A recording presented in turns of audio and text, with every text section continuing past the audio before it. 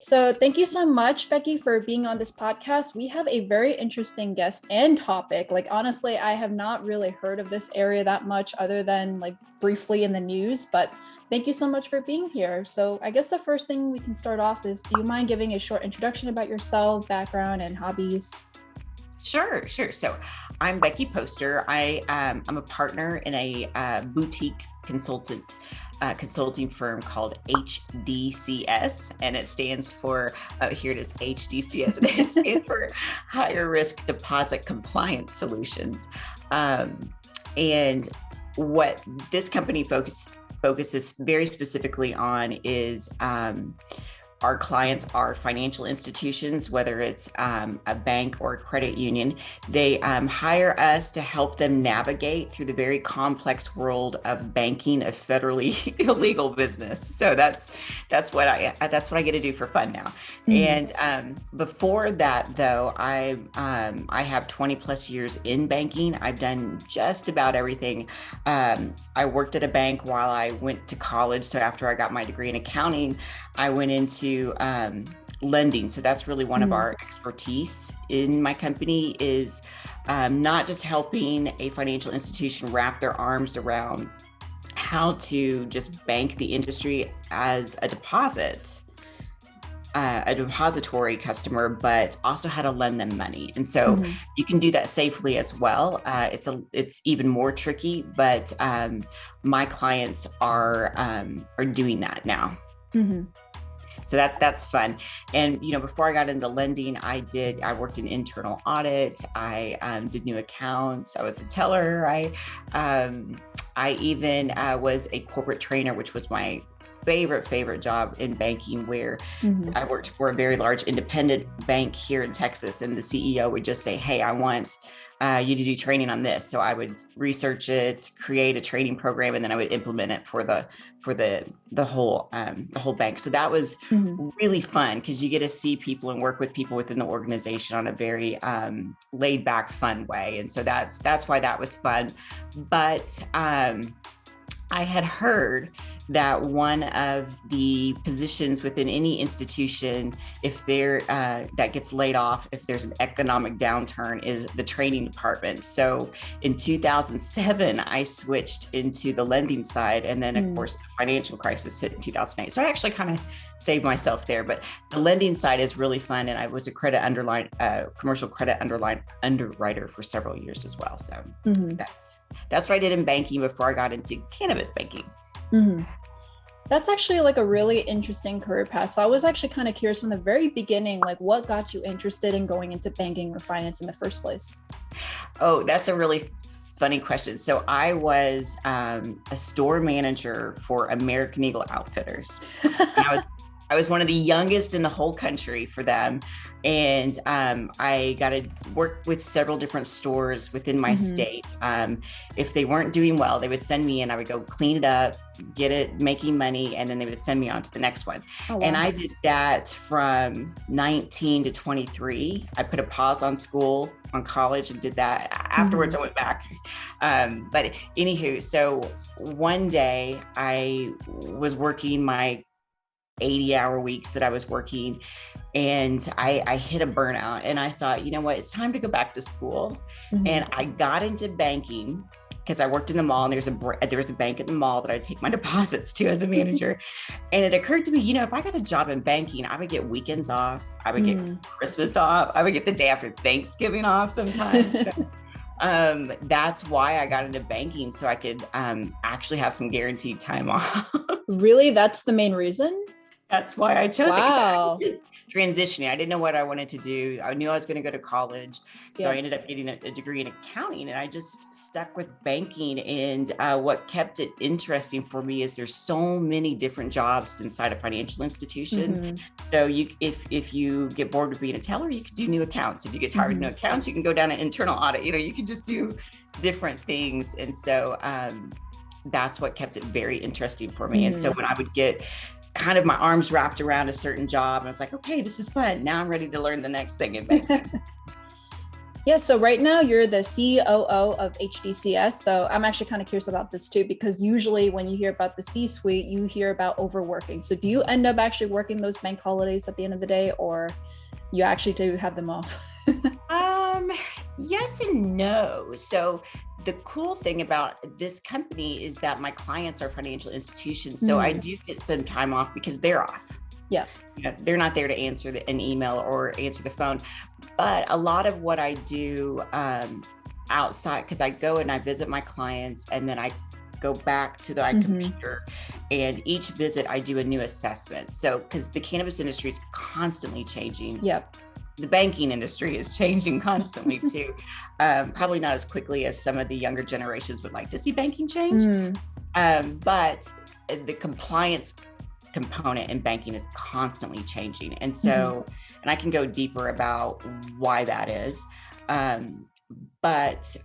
So I visit my customers periodically, and then I come back and I do new recommendations, and then I send in the recommendations, and we go through what they want to implement and what they don't want to implement. But that's so if I do have to work a weekend or whatever, it's really because I've chosen to. Yeah. And we are a fairly new company, and so I love my customers, and so I have right now I have no problem working many hours and staying up late if that's what they need, because we started this company, me and my partner started this company, and he's the CEO. His name is Andy Montgomery. And we started this company at the very end of 2019, went live with marketing early of 2020, and then the pandemic shutdown really hit. And so it was a challenge it's always a challenge to have a startup. And then to have a startup during a global pandemic made a different challenge. Yeah. But, this company got some legs, we got some customers. And so I'm very passionate about my customers. And so I'll do pretty much anything that they ask me to do for them. Wow. So how was your experience getting into HDCS? Was it your idea or was it your partner's idea? Like, how did it all start out? It was my partner's idea. So he and I worked together in banking for a few years, and I took some time off to have a kiddo, and thought I was retired from banking. And then Andy was in town taking his daughter to law school, and was telling me about this new company he was creating, and I thought it sounded like a great investment. So I was like, send me the investor deck. I'd love to invest. And without talking to anyone in my family, I just picked up the phone and called Andy. Like, how about I not only invest, but I go back to work? So it just sounded really exciting. And at that time, I really didn't understand cannabis or the cannabis industry. And so I've taken some crash courses, and it changes. Like there's certain emails that I have to read every day, or I'm behind on what's going on in the industry.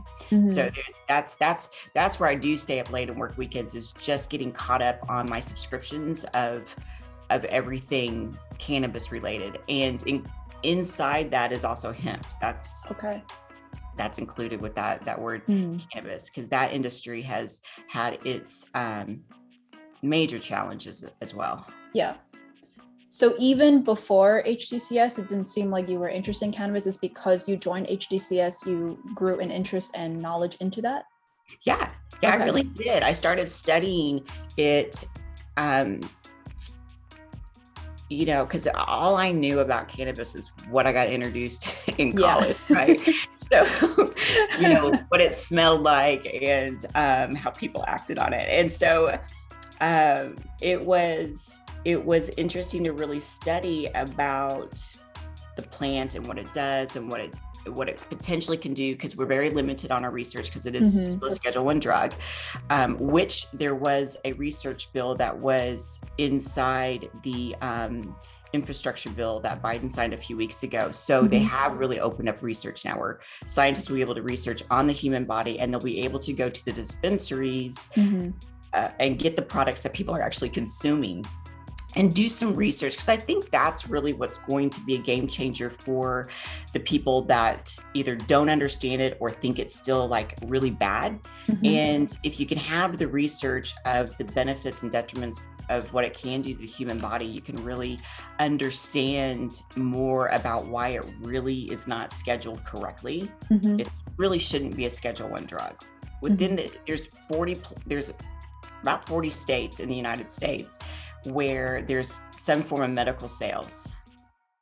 And inside the definition of a Schedule 1 drug, I think it's the second sentence is, there is no found medical use. But we have doctors in 40 states prescribing it. So that's just one thing.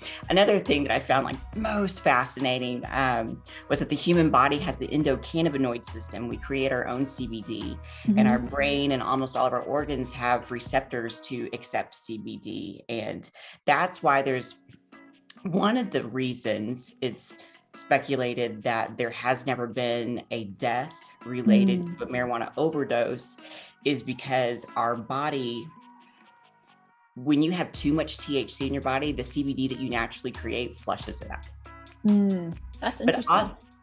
But also it doesn't affect the brain that helps with our breathing and our heart rate and stuff like that. It doesn't negatively affect that part of the brain like an opioid does. So those are some of the reasons why, you can overdose. You're just not going to die from it. I think everyone that's tried an edible and didn't understand, like you got to wait for like 2 hours the first time you do it. I think a lot of people have this bad edible story. So, you're not going to die from it, but you might not feel good either if you do too much. So I think those things are what, going into the industry as a banker. And, I originally signed on to protect financial institutions. That was my goal. And then to find out, through just studying and learning what we do know, I'm like, this really should not be a Schedule 1 drug. So I found myself a little bit of an advocate for the cannabis industry as well. And I've created some really great connections and friends in the industry that I wouldn't have had if I didn't venture down this road. But part of what I do, because my friends get a little confused about why a bank would need to hire my company. And our clients aren't like the JP Morgans. They have the finances if they were to bank this industry, which they don't, or say they don't. So my clients are smaller community banks, even larger ones, but typically privately owned. But and they will, so financial institutions are required by law to help prevent money laundering. And the reason why this industry is so difficult for financial institutions is because there's not another industry out there where you have legal and compliant businesses operating right next to illicit. Illegal. So, and what I mean by that is several things. So, when it comes to a state that just starts legalizing medical and or adult use, the illicit market still is winning as far as sales because it's cheaper. And that slowly starts to fade out. And we see this in Canada, like the illicit market is still getting more sales, but it's tapering off. But the financial institution has to prove to their federal regulators, which is where, approves their charter to exist, it approves their insurance that they get. They've got to prove to those regulators that the money that's coming from the cannabis industry is legal and compliant. It's coming from a business that has its license and is compliant with the local laws. And that is not easy to do because the laws are, there's so many different things that go into what a cannabis company has to do to stay legal and compliant. And each business is different, whether it's a cultivator or producer, transporter or dispensary. Each one of their entities have several rules that they have to comply by. Like your packaging has to be a certain way. The way you throw away a product has to be done a certain way. just so many different rules. And so for a bank to be able to make sure that their client is staying compliant is daunting. And to be able to match the money that's being deposited, to match it to what actual sales were, and making sure that nothing has come through from an illegal sale. Mm-hmm. That's the bank's burden.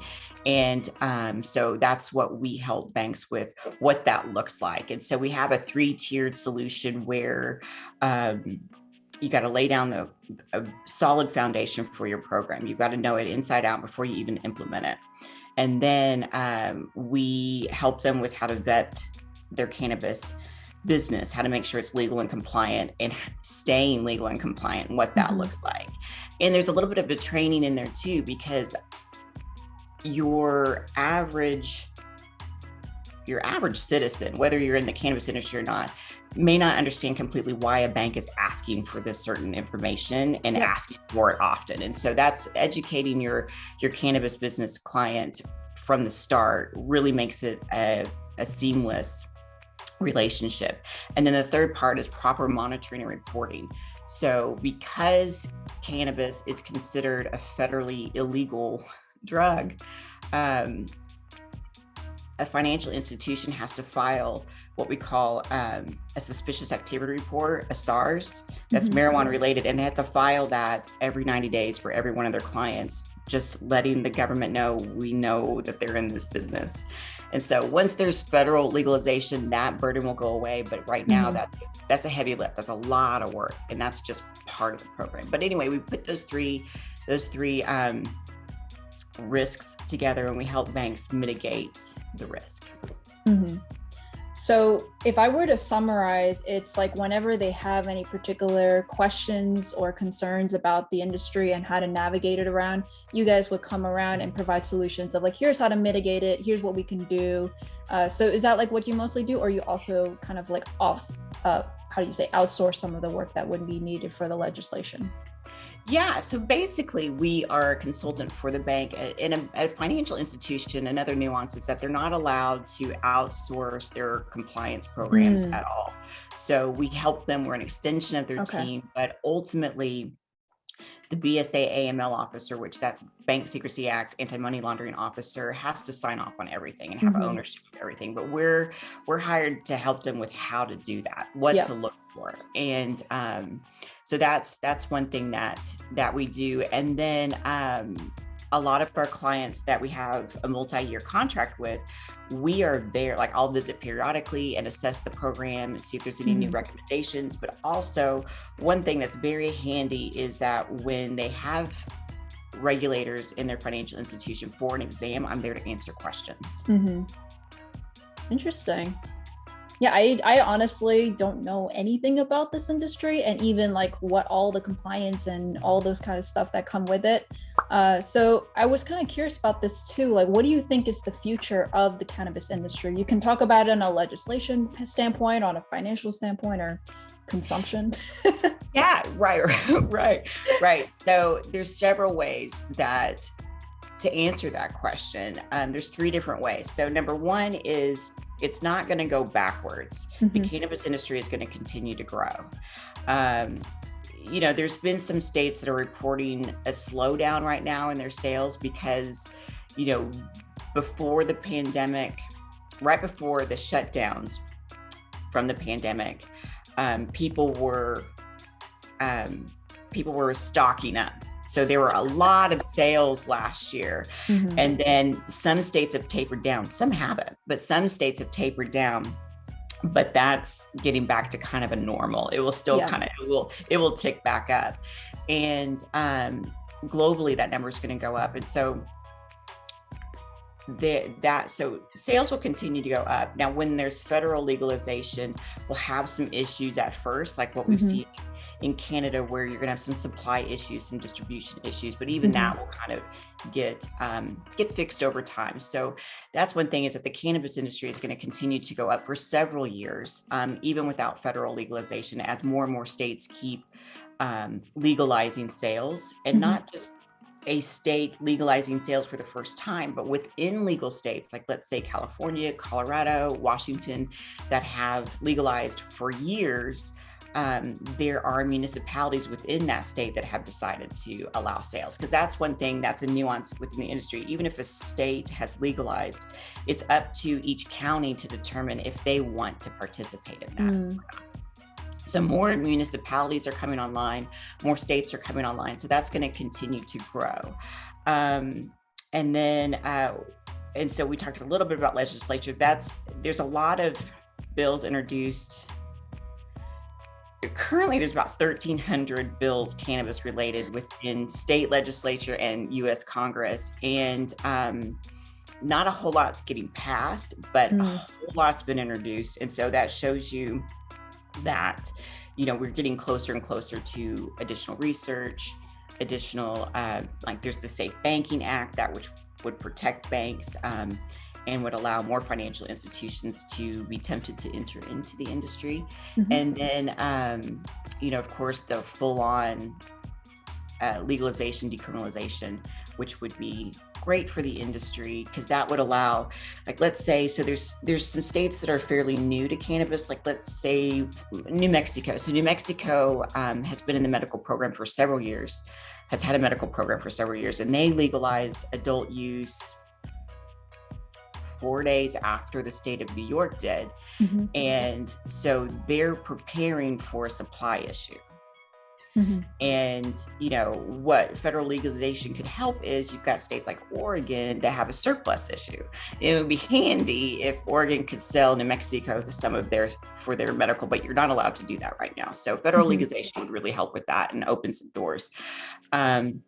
But also federal legalization will create more of a capitalistic way, and consolidation will happen. And, so your really great cultivators will get snatched up. And so having boutique dispensaries will be something that will probably happen further down. It's what we have right now. I think federal legalization, there'll be some consolidation. And then I see the boutiques popping back up, just like with right now, it's super trendy to have your local brew pub. I think it's going to be like that down the road, where you want to have, what's local. And then also with sales. So two of your biggest growing divisions of consumers within the cannabis industry that are growing are your elderly that are being prescribed it for pain, or your cancer patients to help with pain, but it's also the middle-aged soccer moms, because they're finding that like an edible has way less calories than a glass of wine. So those are your two big growing. So those are the three tiers to answer that one question about where the industry is going. And it's not slowing down, but some legalization, federal legalization, has its benefits and its detriments to what we have now. So it's kind of like one of those things, we're careful what you ask for, because right now there's not a whole lot of regulation enforcement. That will definitely happen once we get federal regulation eventually. Federal legalization. So what would you say are the biggest blockers in investing in the cannabis industry? Do you think it's like really the negative connotation of the industry, or the legislature, or in general, like just people don't know what's going on and that's why they're scared of it? So the stocks are very volatile. So, but I feel like that's very normal for net new industries. When you're looking at crypto, it's volatile. You've got the electric vehicle, that's volatile. So these net new industries are volatile because we don't really have anything to compare. What is normal? We don't know. We don't have a 10-year span. I mean, some states do have a 10-year span of legalization, but right now it's really hard to even tell, because each year growth is different and each state is different. So in the way I invest, when I think of like a stock market investment, is I don't think about today or tomorrow. I think about 10 years from now. The only thing that makes that a little crunchy is that you hope that if you're investing in individual companies, you hope that company's around for 10 years. The industry is going to be around for 10 years, but if you're going to invest in just like one company, you want to hope it's going to be around for 10 years. And that's one thing that we see also when it comes to like personally investing, because the cannabis industry struggles to receive fair lending from financial institutions, they're looking for most of their funding coming from the private sector. And the battle there is they're paying really high interest rates, where banks are obligated to stay within, certain legal limits. And so they're paying these really high interest rates. And a lot of investors don't understand the industry. And some of the people that are getting the investment may understand the industry, but may not 100% know how to properly run a large corporation. So you see that a lot in the industry, and that's where some consolidation's happening. Because whether you're a good business person or not, there's a lot of passion in the industry, but passion isn't what pays shareholders. Yeah. So that's kind of a harsh reality about investing in the industry right here.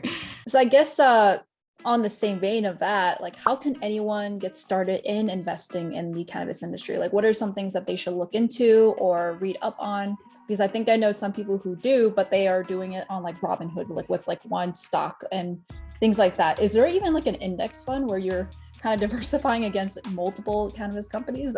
Yeah. Well, yeah, because there are companies traded on the NASDAQ, typically, mainly out of Canada, but we do have some that are teed up and ready. Like maybe they're more of a hemp company, but they have the infrastructure to start selling THC once there's federal legalization.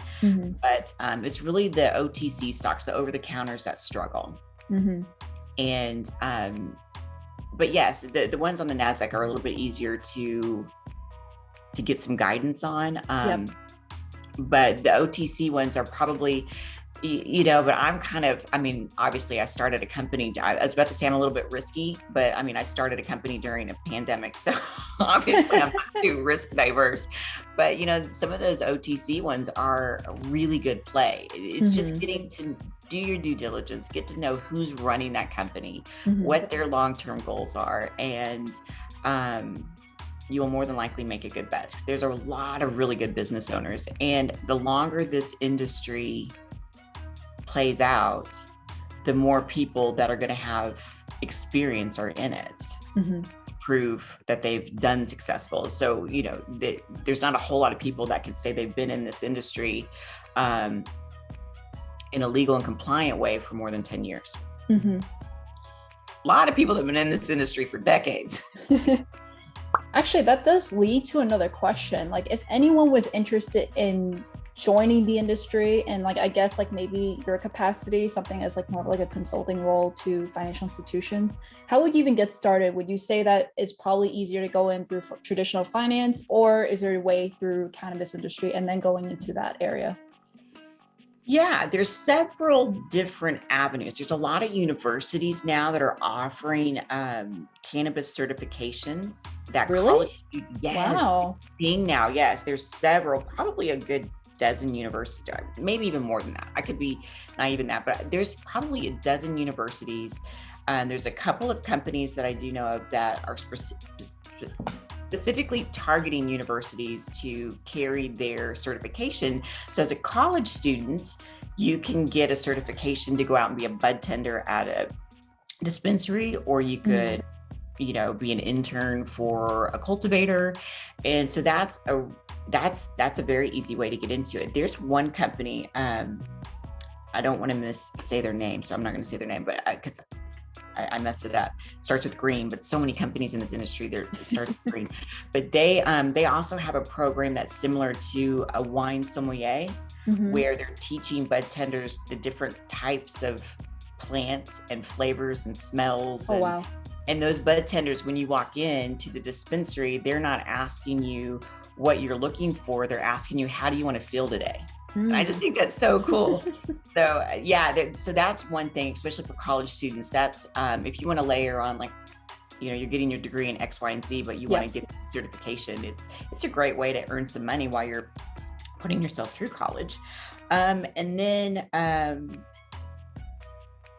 then consulting. So there's a whole nother side of consulting, because my clients are banks, but there's quite a few businesses out there that consult the cannabis businesses on how to obtain a license. You know, what all do you need to, because some of these licenses are hundreds and hundreds of pages long. Yep. And so you need a good consultant to help you, and not only just help you fill out the application, but where do you get insurance from? Where do you get payroll from? Because there's the majority of industries out there won't work with the cannabis business. So consultants help with, okay, here's where you get crop insurance.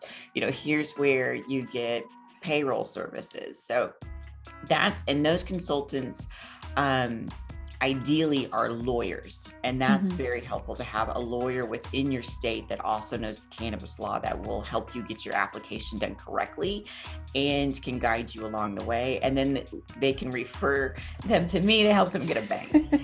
Because that's one thing I do a lot, even though my clients are banks. Like I said, I have a lot of friends in the industry, and I have a lot of people contacting me through LinkedIn. Where can I find a bank? And so my next question is, well, what state are you in? And do you have to bank in that state? Because, you know, there's banks that are out there banking it that will bank, you know, they're open. And so they'll take your deposits if you're out of state.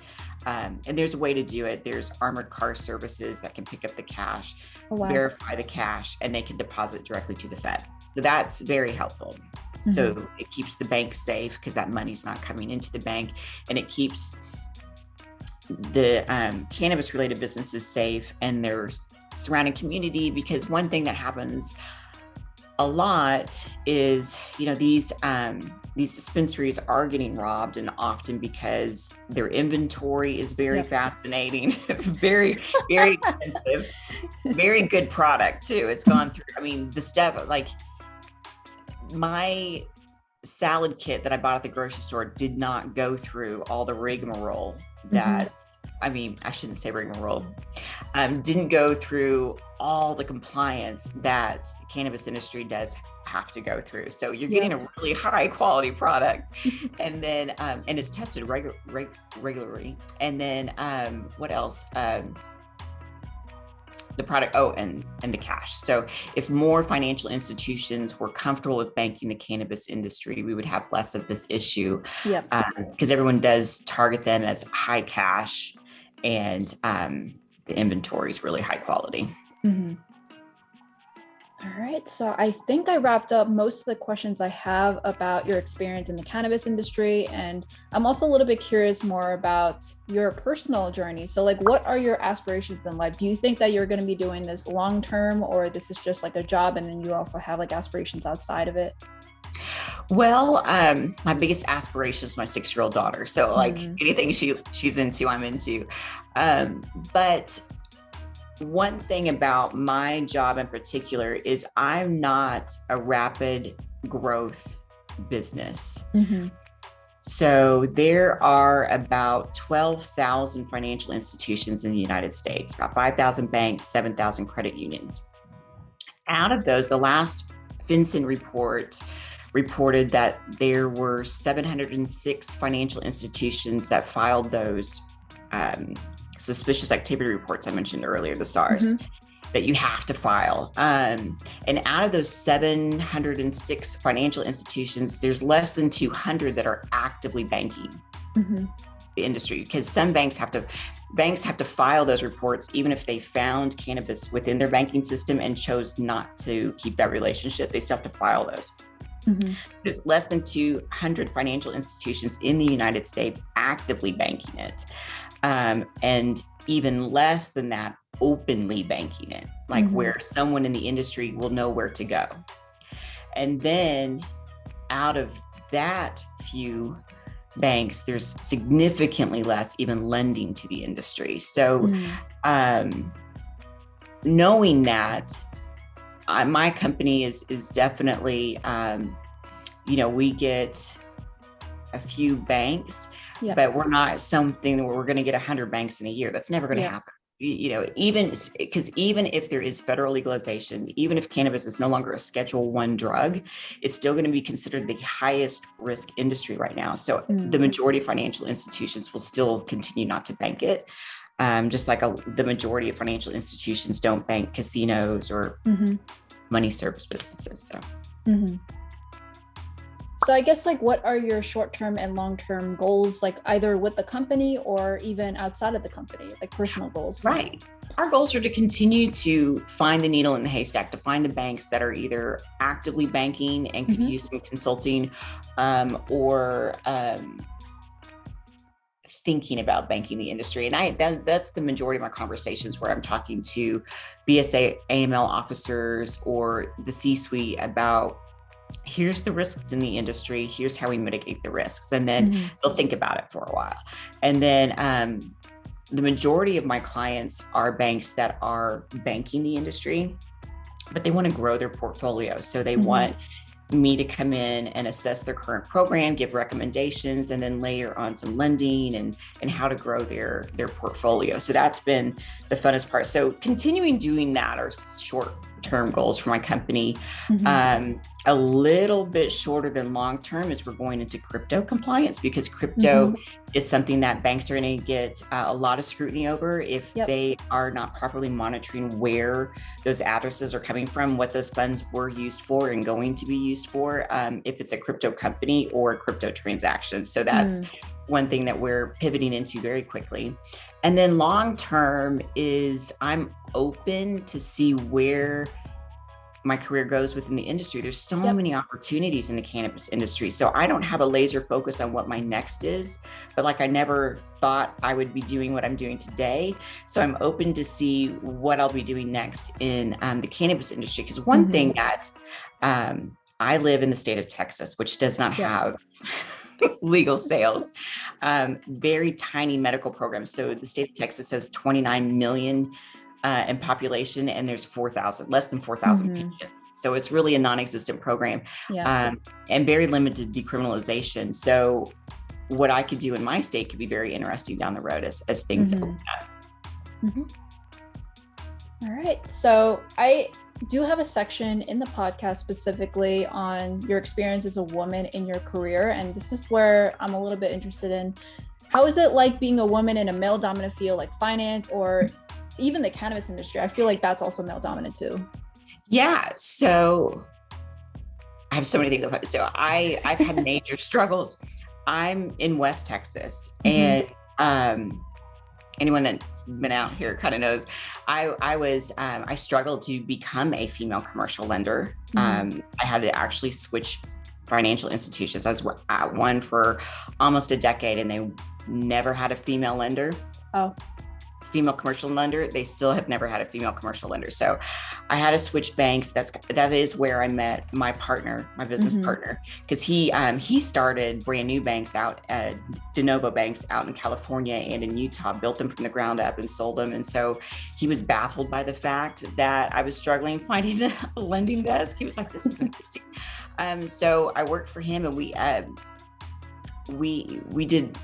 a lot of fun working together, and I ended up having one of the biggest portfolios in West Texas as a female, and then so I did have a lot of struggles, and then the cannabis industry there's a lot, to me it feels like there's a lot more women in the industry than in the finance industry.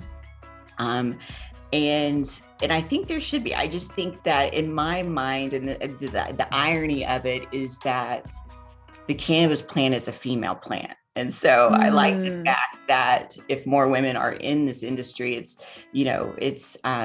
we're consuming a female plant, and it's cool. Growing females by females is just pretty cool, I think. Maybe that's your long-term goal eventually, to get into that. Yes. All right. So do you have any advice for women in the workplace, like either when you were in traditional finance or as a consultant, entrepreneur?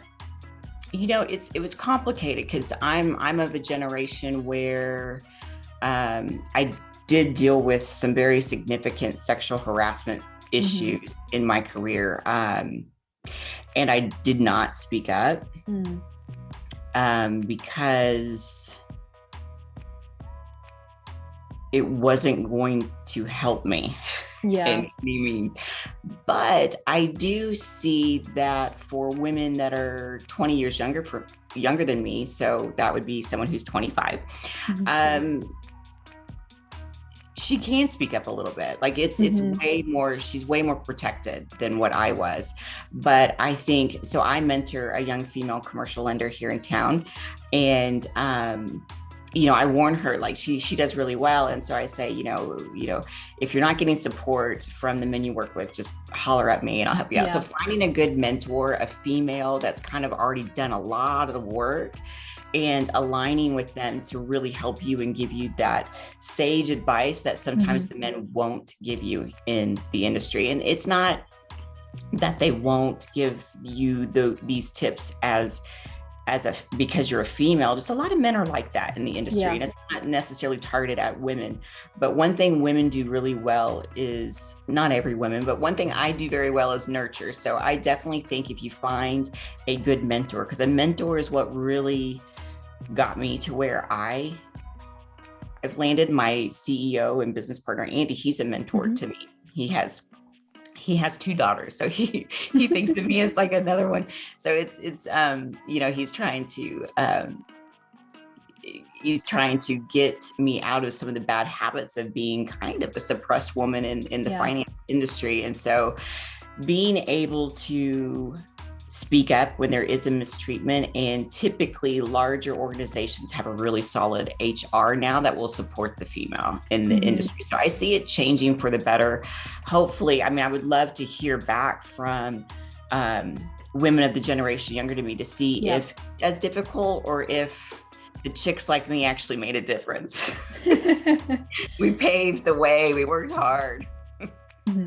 I like to think that you guys did pave the way, because I feel like now a lot of companies are like woke, and they think that like, oh, now we have to change our practices. We need to make sure we have like training for biases. We need to have the right policies so people are comfortable with speaking up.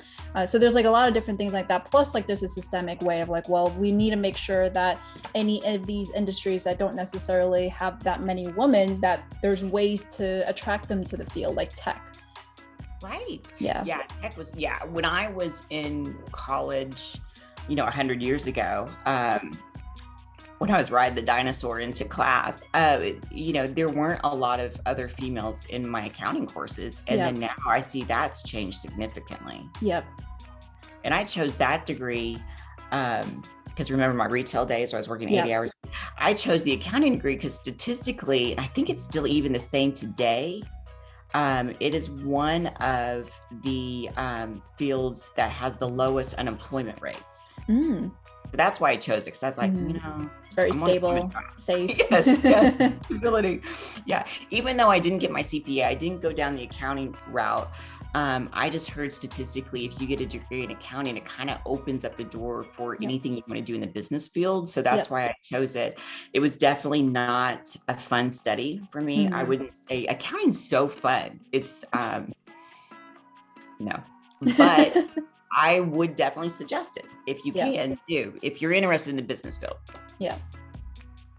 All right. So I realized if you're going to medical school, take a couple of accounting classes. It really does make a difference when you're running your own business.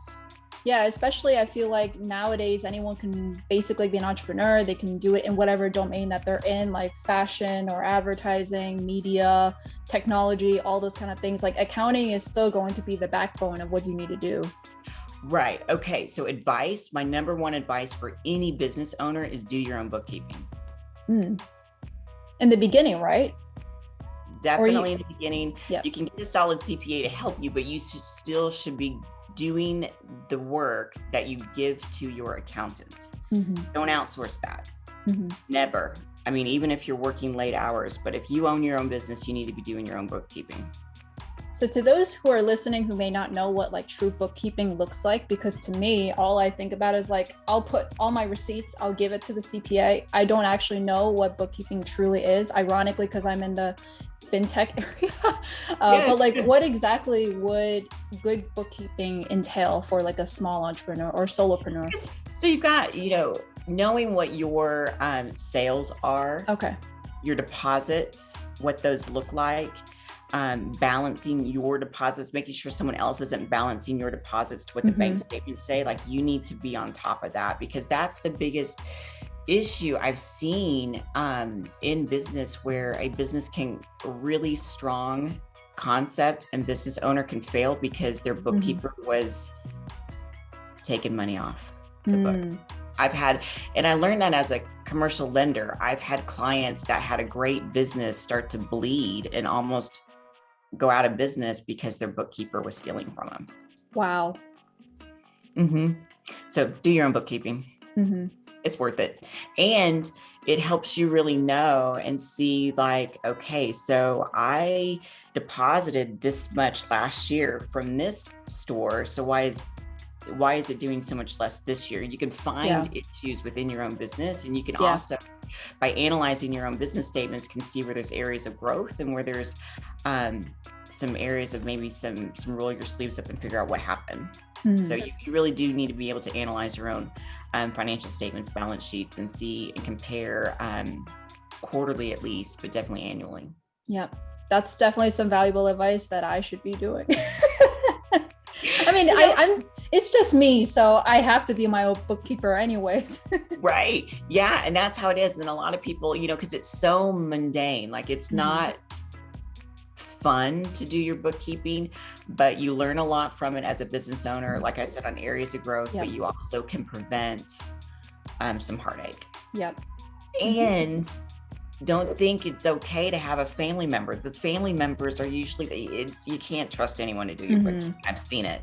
It's bad. So the main question I actually ask in every single podcast episode, and we got really into it, so that's why I didn't mean to ask until now, but the icebreaker I usually ask for everyone is, if you had all the time in the world, what would you be doing? If I had all the time in the world, well, okay, so I've got several things that are clicking through my mind. Spend more time with my daughter. Like that just goes by. Time goes by so fast. I know that. So I do, that's the flexibility I have with my company is I took Thanksgiving week off, spent time with her. So that was priceless. But to be really honest, and I don't tell a lot of people this one, but it came to mind. So I did. So I started playing the violin when I was 3 and I love it and I enjoy it. So I think I would probably play that, and play in my local symphony, not on the professional level, but most bigger towns have like a professional symphony, and then like the lower tier is where I'd belong. But probably play my violin way more than what I do. Did you stop, or do you currently play but just not as much? I can play. I just don't play as much because I don't really have time for it. And it's one of those things that I recognize because I always have a pull to it. I always have a draw to it. It's when you start something when you're 3, it's kind of like a home. It's a safe place to play my violin. But one thing is if you make it a chore and it stops becoming your passion, it's pointless. So I don't ever make myself play it. So if I had all the time in the world, that's what I would be doing. But I don't have all the time in the world. You could combine the two and say like, hey, try to get your own daughter to play violin, unless you've already done that and then you just join in whenever you want to. She's learning the piano. She chose the piano. Oh. I let her choose. So, maybe we can play duets together. I'll be looking forward to that. Or not. Yeah, you might be like, oh, I'm sorry, I have got to go. She's actually pretty good at the piano. All right. So just to wrap up this podcast, and thank you so much for taking the time to be a guest on this podcast, is like, what is on the horizon for you in 2022 now that like it's already December? Oh, I know. So I'm already, so every year, so I'm a big nerd. I think I've already proven that, but every where I do 3 personal goals and 3 business goals, and I kind of break them out. And so I'm really focusing on me and my partner have already, like, this Saturday, we're going to get together he lives in Denver. So we're going to get together via Zoom, and we're going to do some strategizing on what we need to do for 2022. And, we made it through 2021. We have clients. I'm very excited about that. So how we grow that, we've got a really good story. We've been through bank exams and with no major findings. We've implemented lending programs for financial institutions, and regulators can't because there's no federal guidance yet, they can't say, oh, I like your program, but we've gotten non-objections is the goal, to get a non-objection. So we've gotten those on the lending. And so getting that story out to financial institutions that are doing it or considering it, and getting more financial institution clients is my immediate goal for 2020. All right. So where can we find you on social media if we want to learn about like what you're up to, or even what you're currently researching, or any of like these cannabis legislature or current events? So I've got a LinkedIn page at Becky Postar, LinkedIn, and I even do videos periodically where I talk about something, typically legalization legislation. I'm planning on doing one this week or early next week where I kind of wrap up what happened in the cannabis industry in 2021 when it comes to legalization. Lots of states and municipalities legalized. Safe banking is not happening this year. I think surprised by no one. And then, so yeah, LinkedIn page is where you're going to get some interesting posts from me about what's going on in the industry. And I don't just talk about banking related. The industry is just so fascinating and complex. So there's several things to talk about. And then my company has a website, hdcompliance.com. Yep. And all those links will be down below in the description. So definitely check that out. And lastly, what can we do to support you, either in your business? Maybe we have a client that's potentially listening right now. Yeah, well, I think one of the funnest things is to connect on LinkedIn. Yep. That would be fun to get to know who's listening and who might be interested. And then also, if you have a bank, that's in a state where there's legal sales, you might tell them about me. Because the thing is, if a bank has a policy that says they don't bank the cannabis industry and they're in a state where there's legal sales, the chances are they are banking it and they just don't know it. So we help figure that out too. We help banks with how to find that. All right. So thank you so much. Do you have any last words for our listeners? Well, yeah, this was really fun. Thank you for having me on your podcast. I've enjoyed it. It's been really easy. And I know that it was about asking me, but I really wanted to ask a bunch of questions about you too. I was like, oh, I want to ask you that. I was like, no, this is not. But anyway, I enjoyed meeting you. I'd like to learn more about you as well. Yeah, definitely. Thank you so much. Thank you.